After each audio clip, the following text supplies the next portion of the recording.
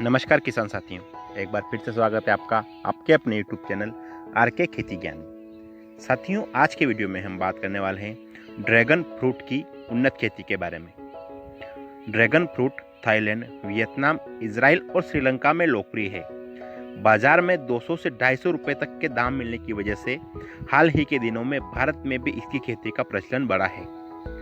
कम वर्षा वाले क्षेत्र इसकी खेती के लिए उपयुक्त माने जाते हैं। ड्रैगन फ्रूट के पौधे का उपयोग सजावटी पौधे के साथ साथ ड्रैगन फ्रूट उपजाने के लिए होता है। ड्रैगन फ्रूट को ताजे फल के तौर पर खा सकते हैं। साथ ही इस फल से जैम, आइसक्रीम, जेली, जूस और वाइन भी बनती है। सौंदर्य प्रसाधन के तौर पर भी इसे फेस पैक के रूप में इस्तेमाल किया जाता है। तो बात करते हैं ड्रैगन फ्रूट की खेती के लिए उपयुक्त जलवायु की।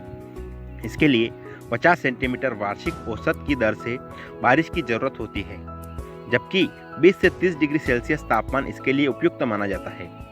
बहुत ज़्यादा सूर्य प्रकाश को इसकी खेती के लिए अच्छा नहीं माना जाता है।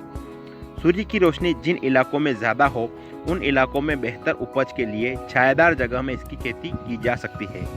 बात करते हैं ड्रैगन फ्रूट के लिए उपयुक्त मिट्टी। इस फल को रेतीली दोमट मिट्टी से लेकर दोमट मिट्टी तक नाना प्रकार की मिट्टियों में उपजाया जा सकता है। हालांकि बेहतर जीवाश्म और जल निकासी वाली बलुआई मिट्टी इसकी उपज के लिए बेहतर मानी जाती है। ड्रैगन फ्रूट की खेती के लिए मिट्टी का पीएच मान 5.5 से 7 तक उपयुक्त माना जाता है। खेत की तैयारी। तो बात करते हैं कि ड्रैगन फ्रूट की खेत की अच्छी तरह से जुताई की जानी चाहिए ताकि मिट्टी में मौजूद सारे खरपतवार खत्म हो जाए। जुताई के बाद कोई भी जैविक कंपोस्ट अनुपातानुसार मिट्टी में दिया जाना चाहिए। बात करते हैं कि ड्रैगन फ्रूट की खेती में बुआई की विधि। तो ड्रैगन फ्रूट की खेती में बुआई का सबसे सामान्य तरीका है काट कर लगाना।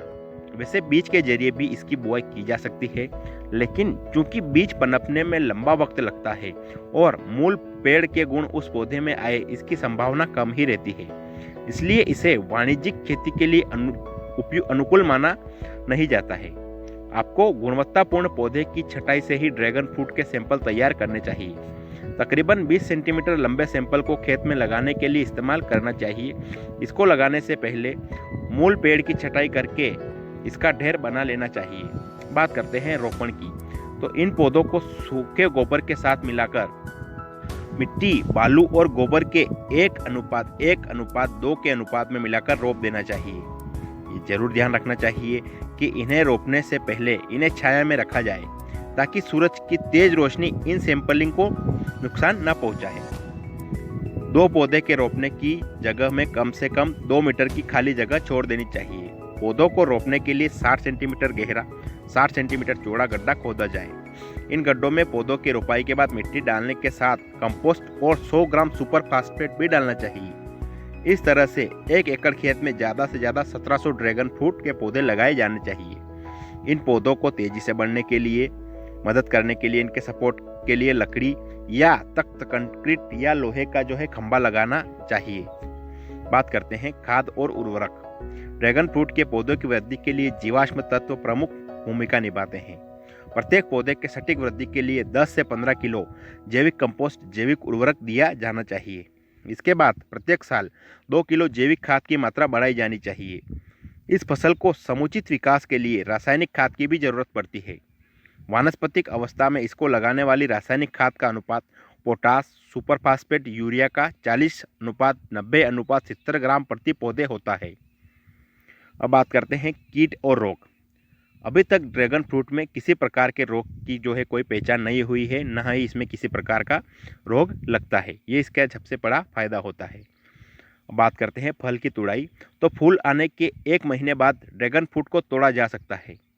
पौधे में दिसंबर महीने तक फल आते हैं। इस अवधि में एक पेड़ से कम 6 बार फल तोड़ा जा सकता है। फल तोड़ने लायक हुए हैं या नहीं, इसको फलों के रंग से आसानी से समझा जा सकता है। कच्चे फलों का रंग गहरे हरे रंग का होता है, जबकि पकने पर इसका रंग लाल हो जाता है।